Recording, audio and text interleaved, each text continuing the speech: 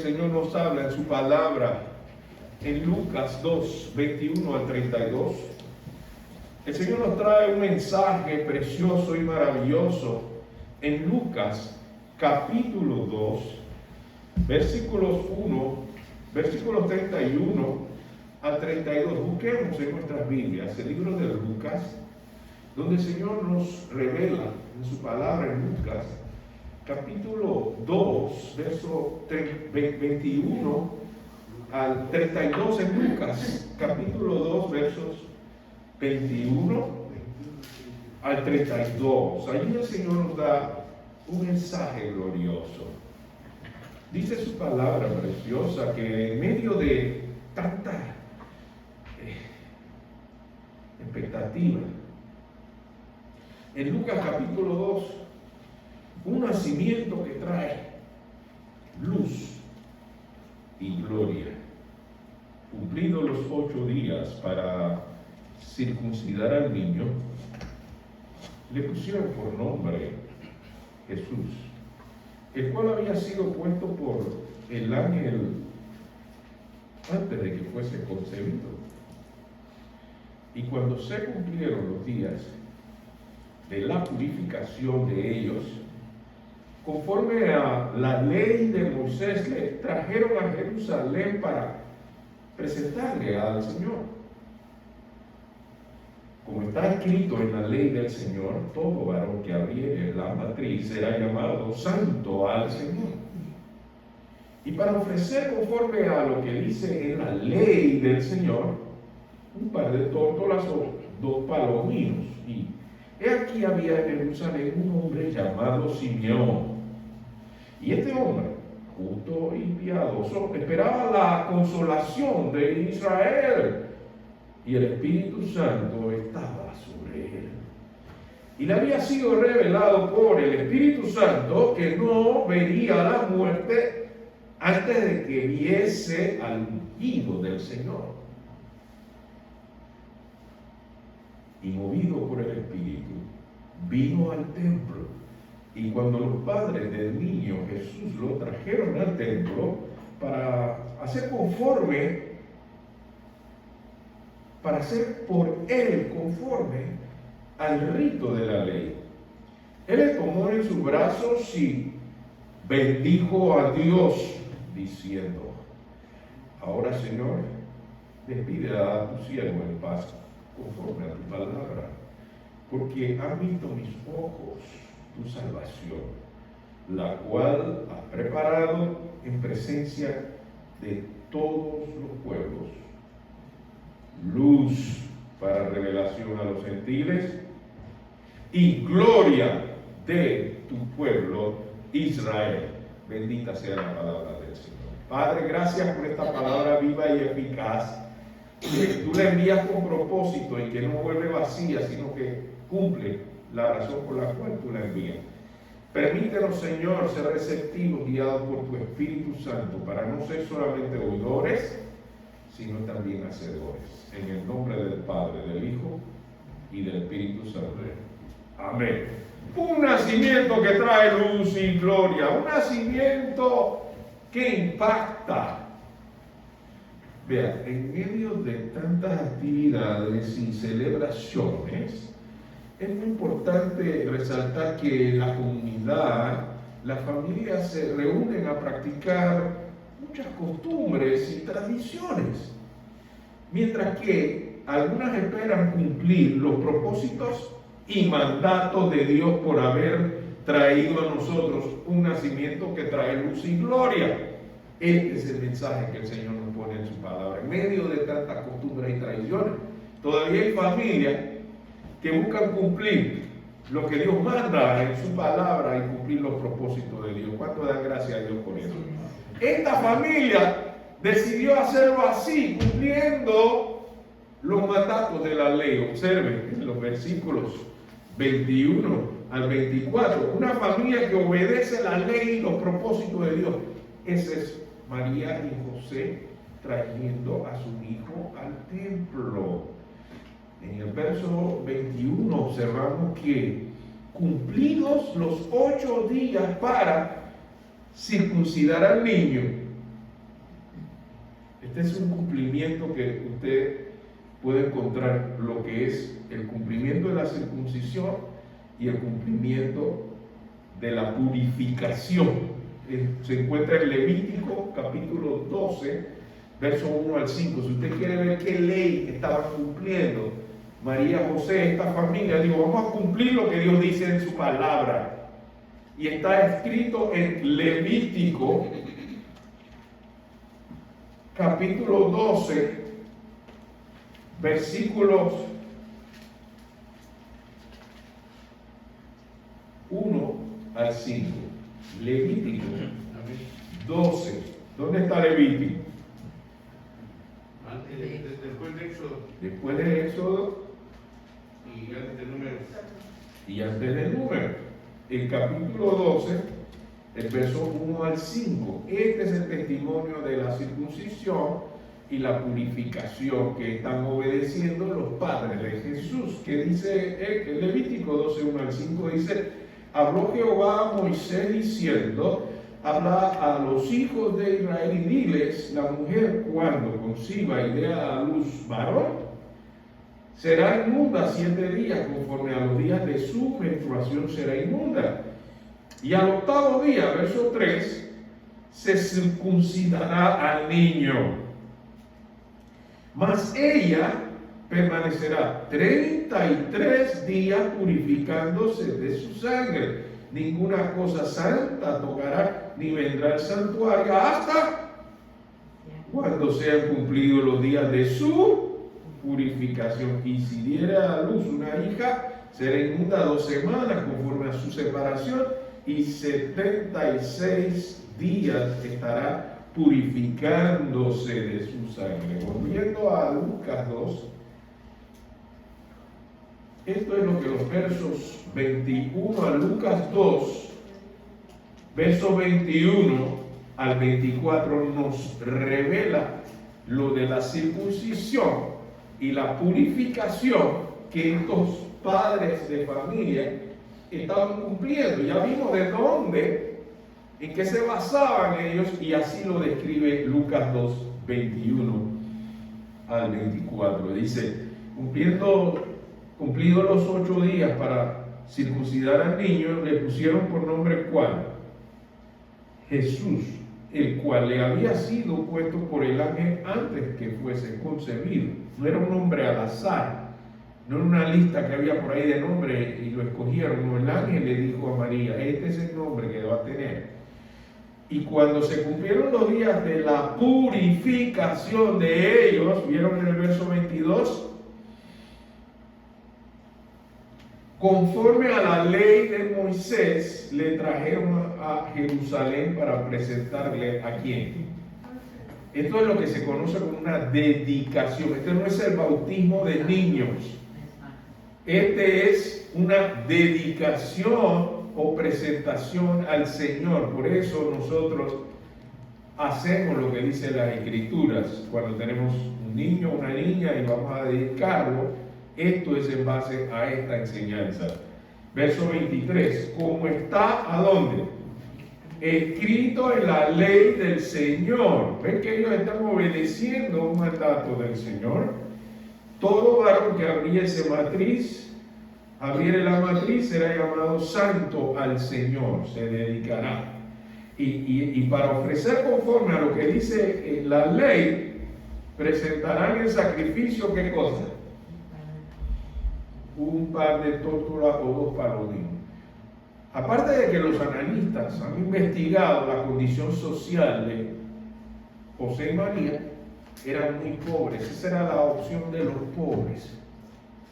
2 tórtolas de palominos. Si tenían poder adquisitivo, o sea, poder para comprar recursos económicos altos, entonces ofrendaban un cordero. Y a las familias pobres se les daba la opción de ofrecer 2 tórtolas o un palomino.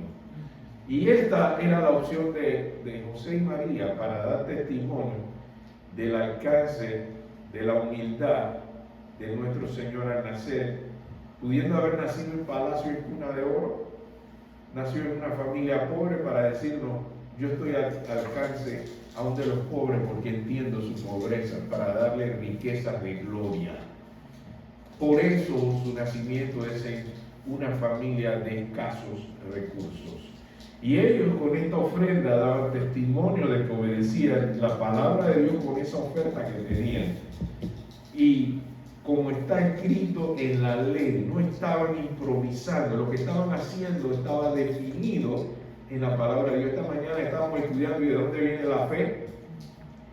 De escuchar y obedecer la palabra de Dios. Ellos estaban dando un paso de fe allí, porque una mujer embarazada por el Espíritu Santo había que creerle mucho a Dios para dar este paso de confianza plena en Dios.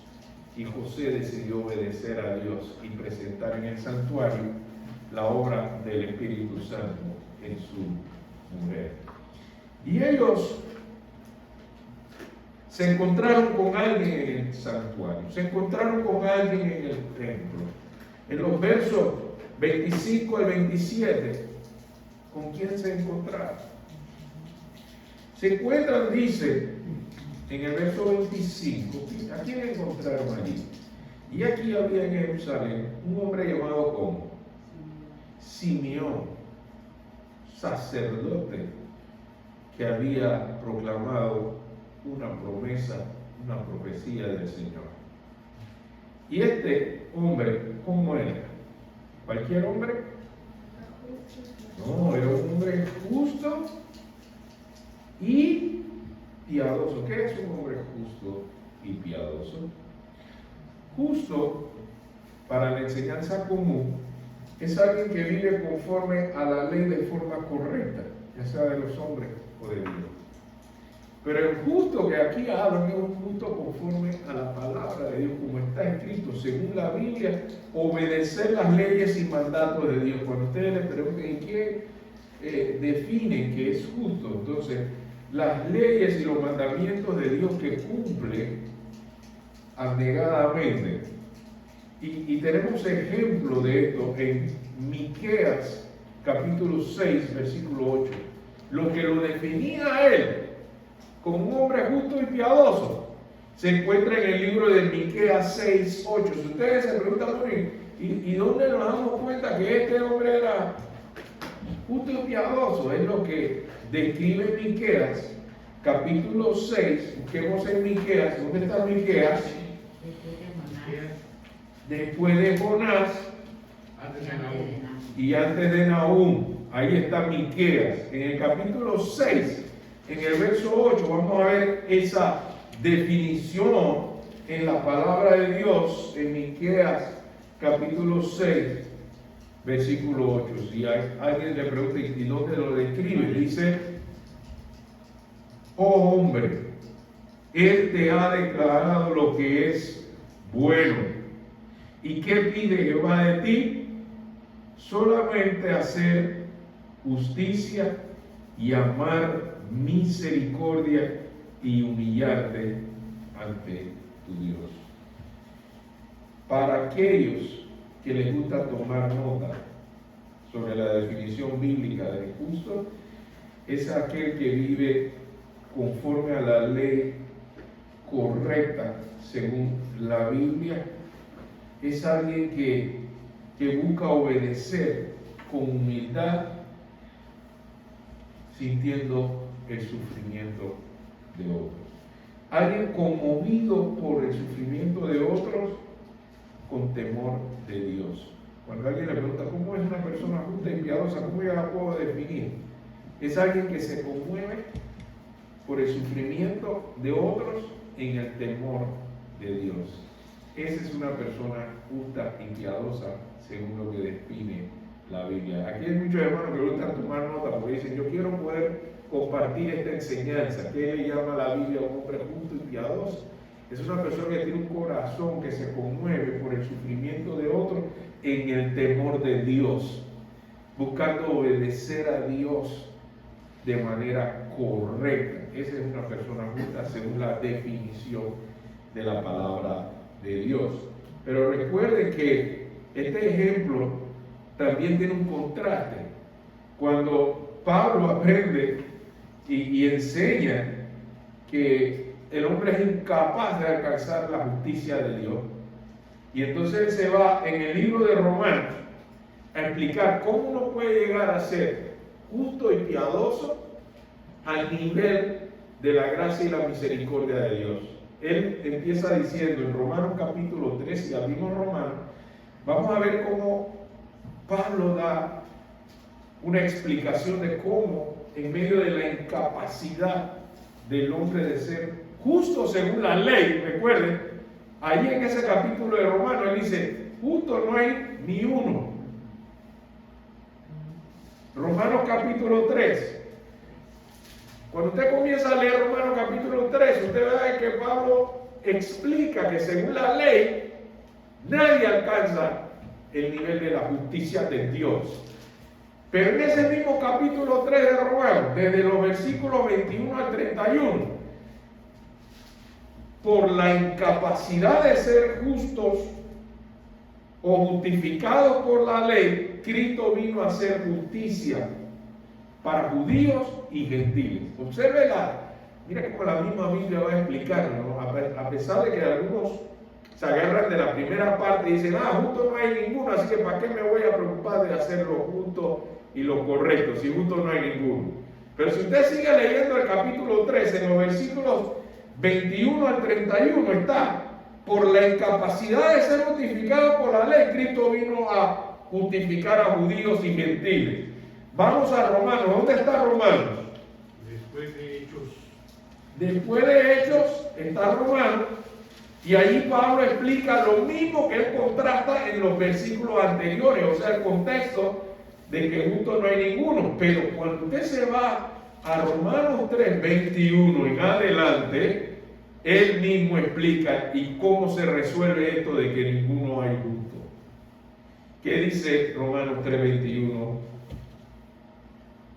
al 31? Dice, pero ahora, aparte de la ley, se ha manifestado ¿qué cosa?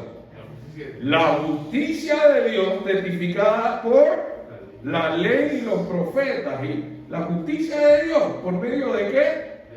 Por medio de la fe en Jesucristo. Jesucristo dijo, yo no vine a abolir la ley, vine a cumplirla. Aquí está el cumplimiento. Para que todos los que creen en Él, porque no hay diferencia, por cuanto todos pecaron y están destituidos de la gloria de Dios, siendo justificados, ¿con qué precio? Gratuitamente, por su gracia, ¿mediante qué? Ahí está el precio que se paga, la redención que es en Cristo Jesús, verso 25. A quien Dios puso como propiciación por medio de la fe en su sangre, para manifestar ¿qué cosa? Su justicia, a causa de haber pasado por alto en su paciencia. ¿Se acuerdan? El Dios de la paciencia, los pecados pasados. Verso 26, con la mira de manifestarse en este tiempo, ¿qué cosa? Su justicia, a causa de haber pasado por alto de su paciencia de los pecados pasados, por la mira de manifestar en este tiempo su justicia, a fin de que Él sea. ¿Se acuerdan cómo Pablo comienza diciendo en el capítulo 3, no hay justo ni a uno? Entonces aquí viene la solución. A fin de que Él sea el justo y el que hace qué cosa? Justifica al que es de la fe de Jesús. Soluciona el problema de ser justo. Verso 27. ¿Dónde pues está la carne? Que destruida. Y se puede dar golpe de pecho. ¿Por cuál ley? Que yo me sé toda la ley, yo hago toda la ley. ¿Por cuál de las obras? ¿Por la de las obras? No, sino por la ley de la fe que estamos estudiando esta mañana. ¿Confías en Dios? ¿Puedes confiar en Dios? ¿Dónde está la clave de la justicia de Dios? Fe en Jesucristo. Concluimos, verso 28. ¿Ves que hay una conclusión y resolución? Concluimos pues que el hombre es justificado por fe sin las obras de la ley. Es Dios, verso 29. ¿Es Dios solamente Dios de los judíos? No. ¿Es también Dios de los gentiles? ¿Recuerda? Ciertamente también de los gentiles. ¿Quiénes son los gentiles? Todos los que no somos judíos somos gentiles. Porque Dios, verso 30, es uno. Y Él justificará por la fe de la circuncisión y por medio de la fe a los de la incircuncisión. Verso 31. Luego por la fe invalidando la ley. En ninguna manera, sino que confirmamos la ley. ¿Se acuerdan que Jesús lo dijo así? Yo no he venido para abolir la ley, sino para cumplirla. Así es que alcanzamos ser justos y piadosos. ¿Qué le parece como la misma Biblia lo explica, hermano? ¿Les encanta a ustedes que Dios les revele la autoridad de su palabra para que usted no se encuentre en estos conflictos encontrados de que, pero si no soy judío, pero es que yo no he practicado toda la ley, es que yo no guardo toda la ley, es que yo fallo en muchas cosas? Pero por la gracia y la misericordia de Dios somos justificados por medio de Jesucristo. ¿Cuánto le creen a Dios? ¿Cuánto creen que Dios hace esa obra que el hombre no puede por sus medios esfuerzos de poder cumplir con la ley, de poder hacer buenas obras? No, eso no es lo que te salva. El que te salva es Jesucristo, que te permite ser hallado justificado delante de Dios por su gracia y misericordia. Esto es lo que la palabra de Dios nos revela para continuar entendiendo lo que estamos viendo en Lucas capítulo 2 con este siervo llamado Simeón. Qué personaje justo y piadoso. Ahora entendemos la figura de Simeón. ¿Quién es este hombre? Es un hombre que no solamente era justo y piadoso. El resto de los versículos explica cómo se movía Simeón. Lucas capítulo 2, versos 25 al 27. No solamente que era un hombre piadoso, sino que había una persona en él que lo movía, había una persona en él que lo guiaba para que él pudiera hacer esta declaración de un nacimiento de luz y gloria. ¿Quién era la persona que se manifiesta en la vida de Simeón? Aparte de ser justo y piadoso, verso 25, llega que había en Jerusalén un hombre llamado Simeón, y este hombre justo y piadoso esperaba ¿qué cosa? La consolación de Israel. Hermanos, ¿cuántas personas necesitan consolación en nuestro medio? ¿Cuántas personas en nuestra familia nosotros sabemos que necesitan consolación? ¿Conoce usted alguna que tiene dolor, tiene sufrimiento, tiene problemas? Es aquí un hombre que nos da un ejemplo de una expectativa de consolación para Israel. Y dice, verso 25 de Lucas 2, y el Espíritu Santo estaba ¿dónde? La gente tiene al Espíritu Santo como una figura que solo aparece en Hechos capítulo 2 en el día de Pentecostés, pero el Espíritu Santo se está moviendo desde Génesis y se movía el Espíritu de Dios sobre las aguas. Y cuando declara, hagamos al hombre a nuestra imagen y semejanza, el Espíritu Santo está en eso. Y cuando estamos hablando de este nacimiento tan glorioso, el ángel le dice a María y el Espíritu Santo vendrá sobre mí. Entonces hay gente que se despista con respecto al Espíritu Santo y solo lo ven en Hechos 2 en el día de Pentecostés, pero no ven todo su mover en aquellos que buscan a Dios en espíritu y en verdad. Y este sacerdote Simeón no solamente era un hombre religioso, era un hombre que tenía una comunión íntima con Dios. Y dice el verso 25 que el Espíritu Santo estaba sobre él. Pero no solo esto, dice el versículo 26. Si ustedes van a ver la figura del Espíritu Santo, de las tres de una persona, esta es una de las actividades más constantes durante la proclamación, la concepción y la dedicación ahora de Jesucristo en el templo. Cuando traen al niño, se está identificando al sacerdote que va a hacer la dedicación, que era un hombre consagrado con el Espíritu Santo que lo guiaba, dice el versículo 26. Si usted observa la actividad del Espíritu Santo en la vida de Simeón, ¿qué dice el versículo 26? Y le había sido que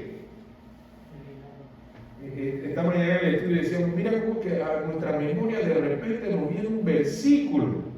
Y yo le decía, hermano, ese es el Espíritu Santo. Miren el versículo 26 de Lucas capítulo 2, como la actividad del Espíritu Santo en la vida de Simeón. ¿Qué dice? Y le había sido revelado ¿por quién? Por el Espíritu Santo, un anciano que ya estaba esperando su muerte. El Señor se manifestó en el Espíritu Santo en él, revelándole que no vería la muerte antes que viese al ungido del Señor. Él recibió esta revelación por medio de ¿quién? El Espíritu Santo. Y en el verso 27, miren la actividad del Espíritu Santo. 3 veces aparece esta figura de este personaje en la vida de Simeón. Y en el verso 27, ¿qué ocurre? Y movido por, no dice que por las emociones, a veces nosotros reaccionamos y andamos según la carne, según nuestras motivaciones personales. Pero este era un siervo de Dios, justo y piadoso, que era guiado por el Espíritu Santo, y dice que él fue movido por el Espíritu Santo, vino al templo, y cuando los padres del niño Jesús lo trajeron al templo para ser conforme por él, conforme al rito de la ley. Toda esa ceremonia estaba basada en la ley que leímos antes en Levítico. Pero este anciano, este sacerdote, estaba cumpliendo conforme a la ley, pero guiado por el Espíritu Santo. ¿Cuántos creen que es importante buscar al Señor en espíritu y en verdad? Que a tales adoradores Él busca. Por eso debemos permitir que sea el Espíritu Santo que nos guíe en el estudio de su palabra, en la adoración, en la predicación. Demos espacio al Espíritu Santo de guiarnos, de decirnos, de ayudarnos a discernir si esto viene de Dios o viene de los hombres. Es el Espíritu Santo que completa las buenas obras que ha empezado Dios en nosotros. Por eso esta figura se muestra tan importante en lo que es la dedicación de Jesús, que era una persona que no solamente actuaba religiosamente o no solamente actuaba conforme a la ley, pero es que estaba siendo guiado por el Espíritu Santo. ¿Cuántos creen que nosotros necesitamos que sea el Espíritu Santo que nos guíe? Amén. No solo hacer las cosas por hacer, el activismo y el que sigue el punto número que en el programa. Permitamos que el Espíritu Santo haga su parte, porque es el que nos va a redarguir, que nos va a decir qué área en nuestra vida necesitamos mejorar.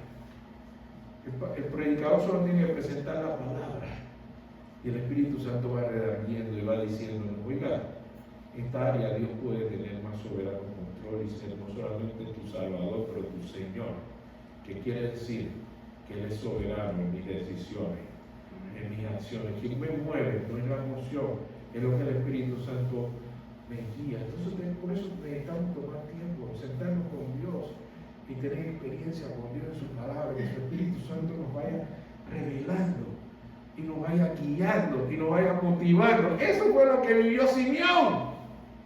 Díganme si nosotros no necesitamos vivir así, hermano. ¿Cuántos confiesan que esto es lo que Dios quiere hacer en nuestras vidas? Así como hacía con Simeón. Dios quiere que tú esta mañana le respondas a su palabra. No lo que dice el pastor, ¿qué dice la palabra? Que Simeón vivía y andaba conforme a la guía del Espíritu Santo. ¿Necesito yo vivir así? El Señor me lo está diciendo en su palabra. Yo no puedo discutir con el Señor cuando Él me dice, yo todavía necesito controlar más de tu vida. Sí, Señor, ven aquí, toma el control. Guíame con tu Espíritu Santo. ¿Cuántos esta mañana están dispuestos a decirle esto al Señor? Y en el verso 28 es la última parte de este pasaje, al 32, lleno del Espíritu Santo, guiado por el Espíritu Santo. Ahora viene la ceremonia, ahora viene la invocación.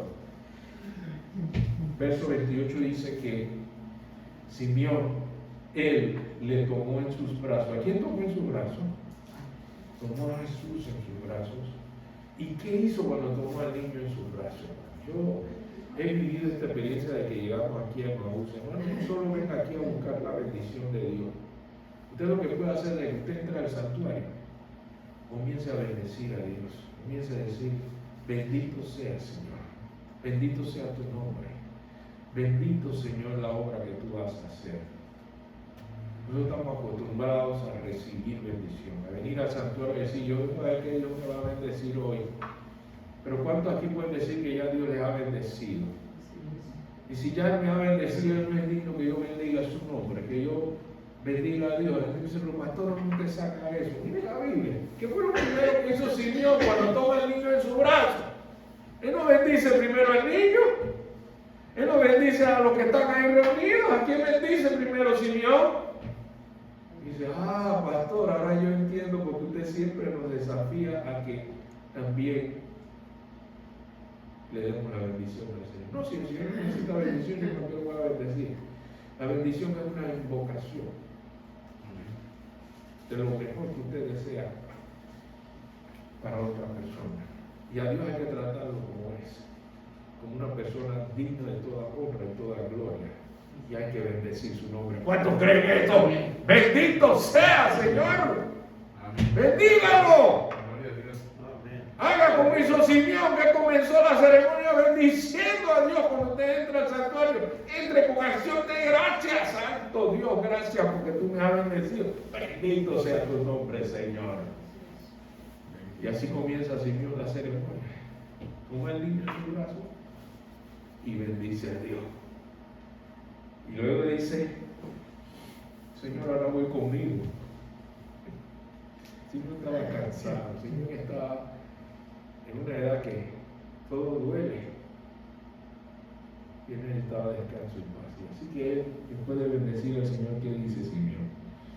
Y bendijo a Dios diciendo, ahora Señor, despide a tu siervo en paz conforme a qué. No conforme a lo que yo quiera, no conforme a como yo me sienta, no como conforme a lo que a mí me gustaría. Simeón había alcanzado tanta sabiduría que él aprendió a declarar, Señor, esto es lo que yo necesito, pero ¿sabe qué? Hazlo conforme a tu palabra. Oh Santo, qué bueno que uno le puede decir al Señor cómo se siente, como Jesús le dijo, si es posible, pase de mí esta copa, pero hágase tu voluntad. Y eso fue lo que hizo Simeón. Mira, Señor, si ya tú me puedes mandar para la casa, y ya tú me puedes llevar para el cielo, tú me puedes llevar a descansar en paz, pero ¿sabe qué? Hazlo conforme a tu palabra. ¿Cuánto creen que es bueno pedirle al Señor conforme a su voluntad y no como a nosotros nos parece? Nosotros, nuestros cálculos pueden fallar, pero los cálculos de Dios son perfectos.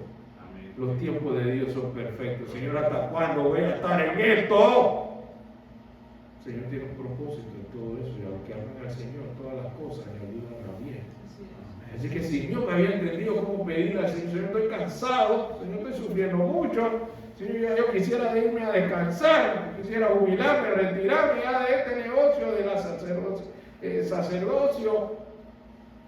Pero ¿sabe qué, Señor? Hágase conforme a que, conforme a tu palabra. Lo que tú digas, Señor, eso es lo que vale. ¿Cuánto le puedes decir al Señor lo que tú digas, Señor? En tu tiempo, cuando tú quieras, como tú quieras. Amén. Eso era lo que Simeón estaba haciendo en ese momento de invocación. Y luego, ¿qué declara él? Verso 30. Porque han visto mis ojos, ¿qué cosa? Porque han visto mis ojos, salvación. ¿De quién estaba hablando allí, Simeón? De Jesús. Él estaba reconociendo en Jesús que el Señor estaba cumpliendo la salvación. Y él lo declara como en el verso 31, no es exclusivo de los judíos, no es exclusivo solo de los sacerdotes, no es exclusivo nada más sobre algunas personas. En el verso 31 hay una declaración muy importante del nacimiento de Jesucristo. Dice el verso 31, la cual has preparado en presencia de todos los pueblos. ¿Cuántos pueblos quiere salvar el Señor? El Señor no quiere que se pierda ni uno, dice. Por eso este es un mensaje, no solamente para un grupo élite, es para todos los pueblos. ¿Qué les parece, hermano?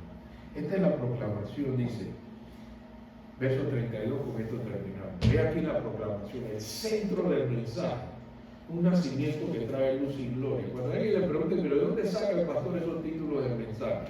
De la palabra. Observe lo que dice el versículo 32. ¿Qué dice?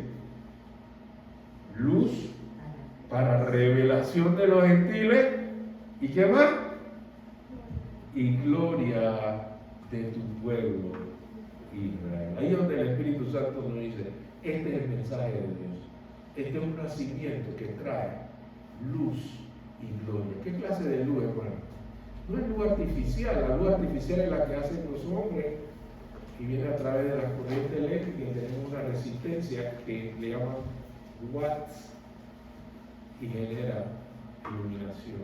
Pero el resplandor, ¿se acuerdan de los ángeles cuando estaban diciéndole a los pastores esta proclamación? Dice que de repente luz les rodeó en gloria.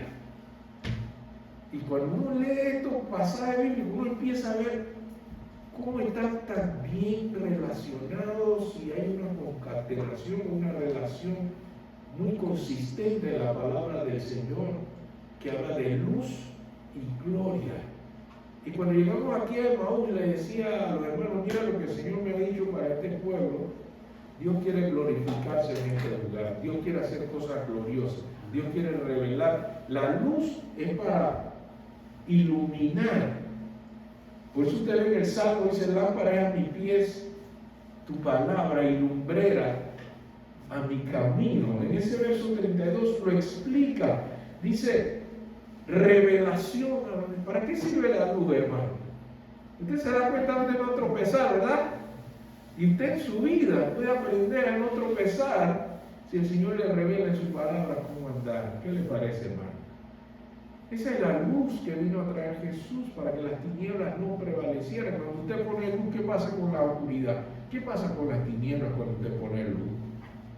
Se disipa. Así que esta es la luz que este apóstol ha sido llamado para predicar a los gentiles. Y Pablo entiende la misión y dice, es que para los judíos es la gloria, porque se cumple todo lo que estaba escrito en el Mesías que venía en Isaías. Emmanuel, Dios con nosotros, príncipe de paz. Cuando ellos ven esta revelación, Simeón, un judío, él dice, esto también sirve para la gloria del pueblo judío.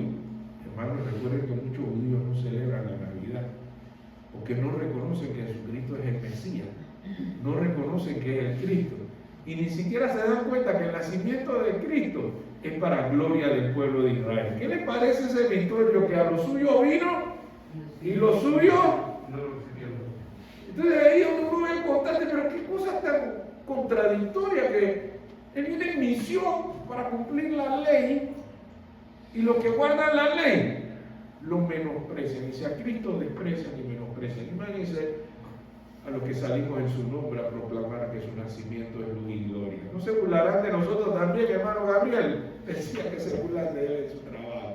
¿No se van a burlar de nosotros, hermano? Si el mismo pueblo de Israel no llega a reconocer que Jesucristo vino para gloria del pueblo de Israel, entonces aquí hay un gran misterio que se proclama cuando este sacerdote lo proclama así. Este es el que vino a ser luz para revelación de los gentiles y gloria para su pueblo. Hermanos, este es el testimonio que Dios nos ha traído en su palabra. Podemos unirnos a esta proclamación, hermanos, que Cristo ha llegado para hacer luz y gloria en medio de nosotros. Que podemos decirle al mundo paz.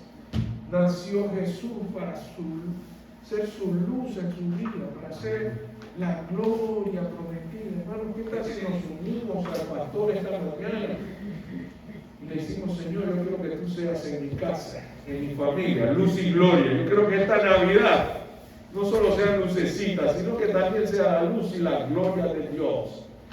¿Cuántos se unen con su pastor esta mañana y le invocan al Señor en su vida y le dicen, Señor, yo quiero también obedecerte y guiado por tu Espíritu Santo? Oramos. Padre, bueno, te damos gracias por tu palabra viva y eficaz, porque esa palabra por sí sola se explica y nos permite ser inspirados. Nuestra fe puede crecer, se puede fortalecer, y tú puedes darnos el querer por y el hacer por tu Santo Espíritu. Así como Simeón fue guiado por el Espíritu Santo. Señor, no queremos andar como nos parece, queremos andar como tú quieres que andemos, Señor. Permite que tu Espíritu Santo complete la buena obra que tú has empezado en cada uno de nosotros.